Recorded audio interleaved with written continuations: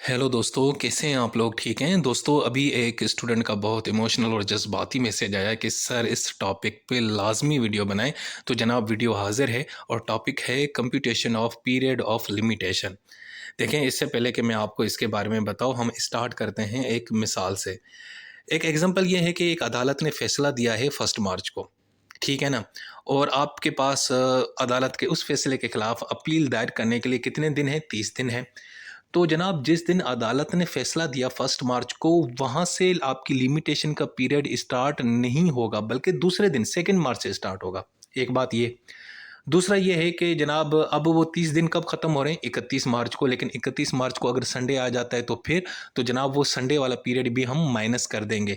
तो इसका मतलब है कि आप 1 अप्रैल को अपील फाइल कर सकते हो।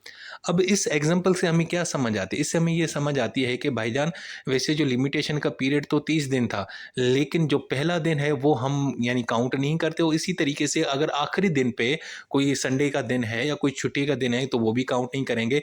इसका मतलब ये है कि ये computation of period of limitation का मतलब ये होता है कि ऐसे रूल्स या ऐसे असूल जिसके तहत हम कैलकुलेट करते हैं कि आपका लिमिटेशन का पीरियड कब स्टार्ट होता है और कब ख़त्म होता है। ठीक है। देखें, कानून आपको ना एक टाइम फ्रेम देता है। उस टाइम फ्रेम के अंदर आपने मुकदमा दायर करना होता है। उस टाइम फ्रेम के अंदर आपने अपील दायर करनी होती है। उस टाइम फ्रेम के अंदर आपने रिव्यू दायर करना होता है। अब ऐसा नहीं है कि बचपन में किसी बंदे ने थप्पड़ मारा था और अब जवानी में 40 साल की उम्र में, बल्कि बुढ़ापे में आप केस फाइल करो। ऐसा नहीं है। ठीक है। सो एक हर चीज़ का टाइम फ्रेम होता है। तो वो टाइम फ्रेम की जो कैलकुलेशन है वो हमें बताता है computation of period of limitation. यानी कंप्यूटेशन का मतलब होता है कंप्यूटर, कंप्यूटर का मतलब होता है कैलकुलेशन करना।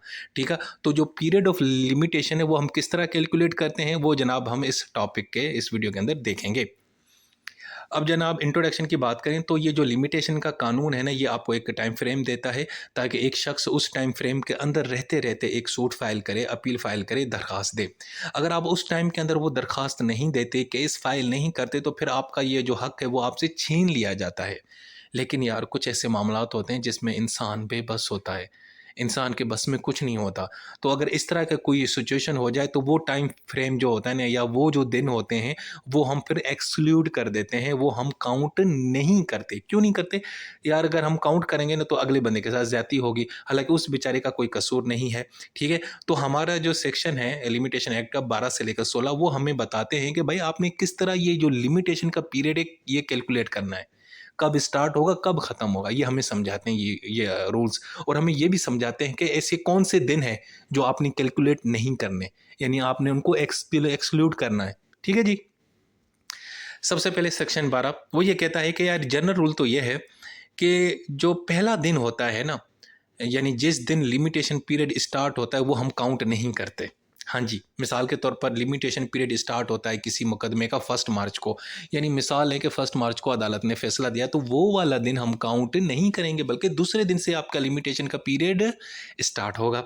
अच्छा जी, मिसाल के तौर पर आप अपील दायर करना चाहते हैं, लीव टू अपील या रिव्यू में जाना चाहते हैं, तो जिस दिन अदालत ने फैसला दिया वो भी हम काउंट नहीं करेंगे, यानी अदालत के दूसरे दिन, यानी कि दूसरे दिन से स्टार्ट करेंगे। एक ये चीज़। दूसरा ये है कि अगर आपको 2 या 3 दिन या 1 हफ़्ता लग जाता है अदालत का जो फैसला है उसकी कॉपी हासिल करने में, जो सर्टिफाइड होती है, तो वो टाइम पीरियड भी हम एक्सक्लूड कर देते हैं, वो हम काउंट नहीं करेंगे। मिसाल देते हैं कि अदालत ने फैसला दिया 10 मई को और अपील के लिए आपके पास कितने दिन है? 30 दिन है। लेकिन आपको यार वो अदालत का फैसला तो 7 दिन के बाद मिलता है, 1 हफ्ते के बाद। अब आपका तो कसूर नहीं है ना कि वो 7 दिन जो ज़ाया हो गए वो किसके भाई? वो तो अदालत के फैसला नहीं मिला, तो वो 7 दिन हम काउंट नहीं करेंगे, बल्कि 7 दिन के बाद आपके 30 दिन का पीरियड स्टार्ट होगा। ठीक है जी? तो जनाब ये एक हो गया सेक्शन 12। इसके अंदर एक और चीज़ भी है कि मिसाल के तौर पर सिविल केस है और उसके अंदर एक डिक्री आई है, तो अब आप जो है ना वो डिटेल जजमेंट भी आई है। अब आप उस केस के खिलाफ जो है ना वो अदालत के उस फैसले को चैलेंज करना चाहते हैं, अपील में जाएंगे।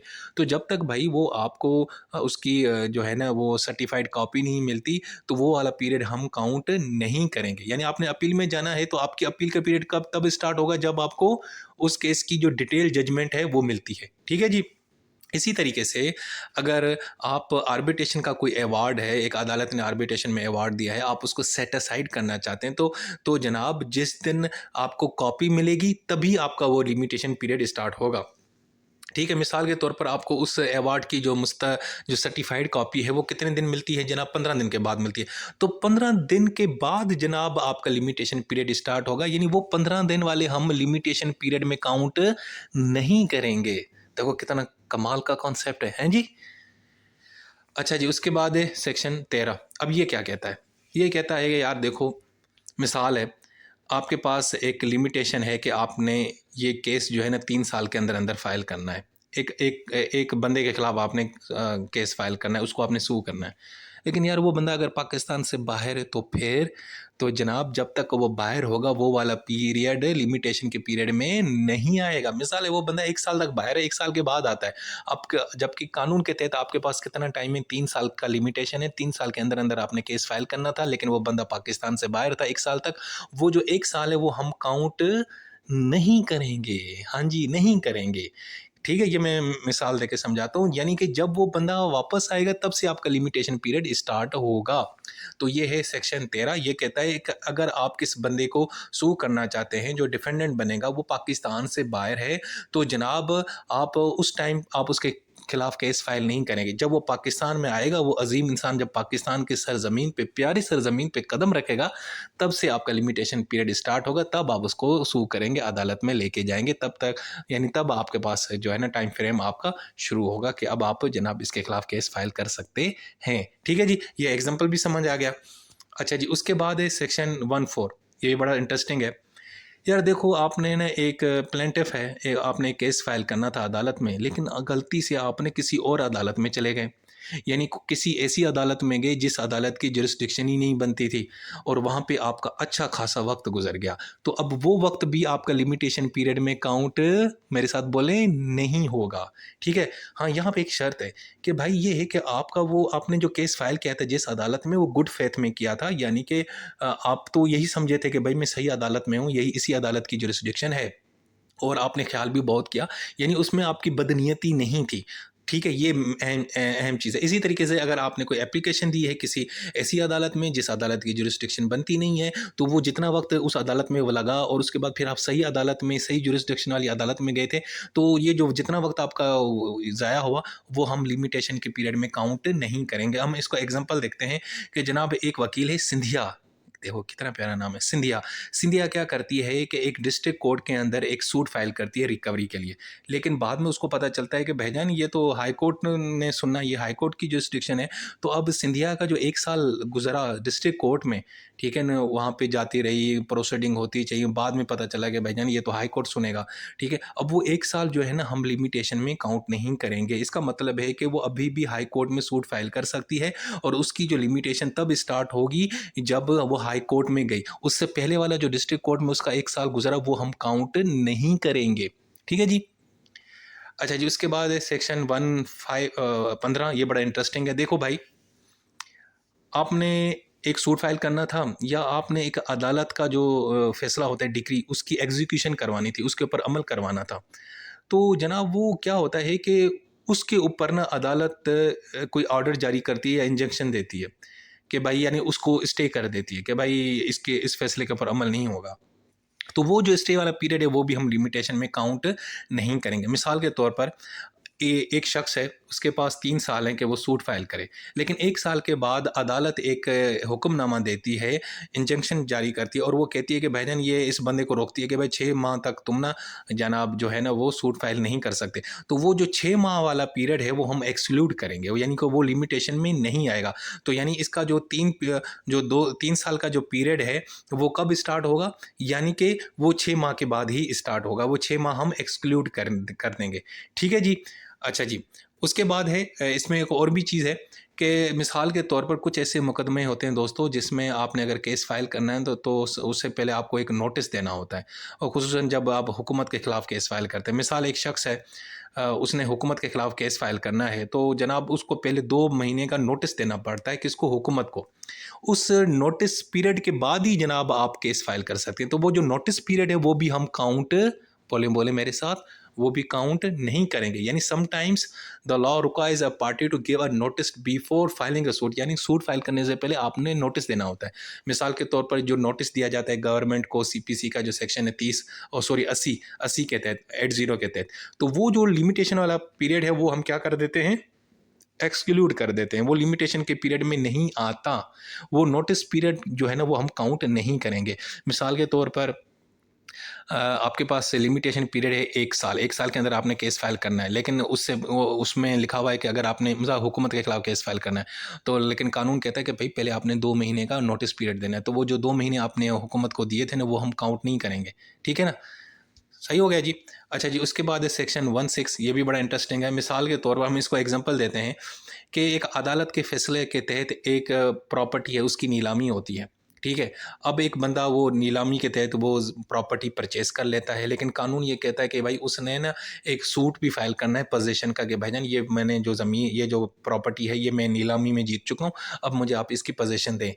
दौरान ही क्या होता है कि वो जिसकी प्रॉपर्टी थी ना, जिसके तहत अदालत यानी जिसके खिलाफ अदालत ने फैसला दिया था कि भाईजान इस बंदे की प्रॉपर्टी नीलामी करो, वो बंदा क्या करता है कि वो अदालत चला जाता है और वहाँ पे प्रोसीडिंग स्टार्ट हो जाती हैं, और वो जनाब जो है ना एक केस फाइल करता है कि सर ये जो नीलामी आपने की थी ये गलत की थी।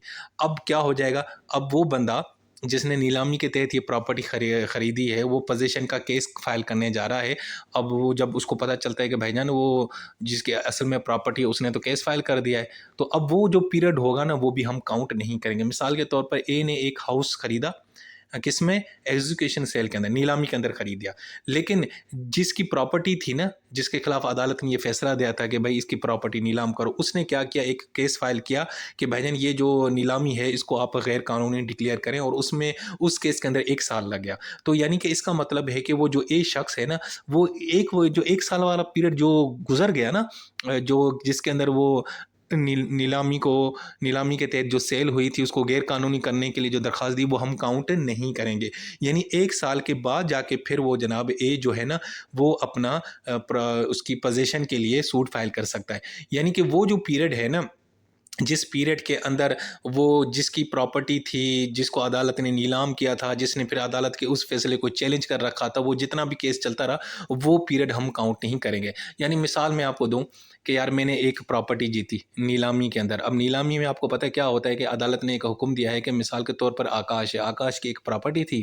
ठीक है, अदालत ने नीलामी में कहा कि भाई ये इसकी हम प्रॉपर्टी नीलाम करते हैं, और मैं अयाज वो प्रॉपर्टी खरीद लेता हूँ, परचेस करता हूँ नीलामी के अंदर। आकाश क्या करता है, अदालत चला जाता है। अब मुझे कानून कहता है कि भाईजान तुमने वो प्रॉपर्टी जीत तो ली है, परचेस तो कर लिया, लेकिन तुम्हें पोजीशन के लिए केस फाइल करना होगा। अब मैं पोजीशन के लिए केस फाइल करने जा ही रहा था, तो वो जो आकाश साहब है ना, उसने वो जो नीलामी हुई थी उसी को गैर कानूनी कराने के लिए अदालत में केस फाइल कर दिया, किसी और अदालत में। वो प्रोसीडिंग 1 साल चलती रही। तो अब वो जो मेरे पास जो पोजीशन का जो लिमिटेशन था, मिसाल है वो 2 साल का था, तो 1 साल जो आकाश ने केस फाइल करके उसको सेट असाइड किया नीलामी को, वो एक साल मेरा जो ज़ाया हो गया वो काउंट नहीं होगा। यानी इसका मतलब है अभी भी मेरे पास 2 साल हैं कि मैं 2 साल के अंदर यानी पोजीशन के लिए केस फाइल कर सकता हूँ। ठीक है जी। सो दोस्तों ये था हमारा आसान और बड़ा सिंपल टॉपिक जो मैंने इमरजेंसी में बनाया है। ठीक है, क्योंकि मुझे पता है आप लोगों के पेपर करीब हैं। सो गॉड ब्लेस यू, कामयाब रहें, खुश रहें और अपना ख्याल रखें। टेक केयर, अल्लाह हाफिज़।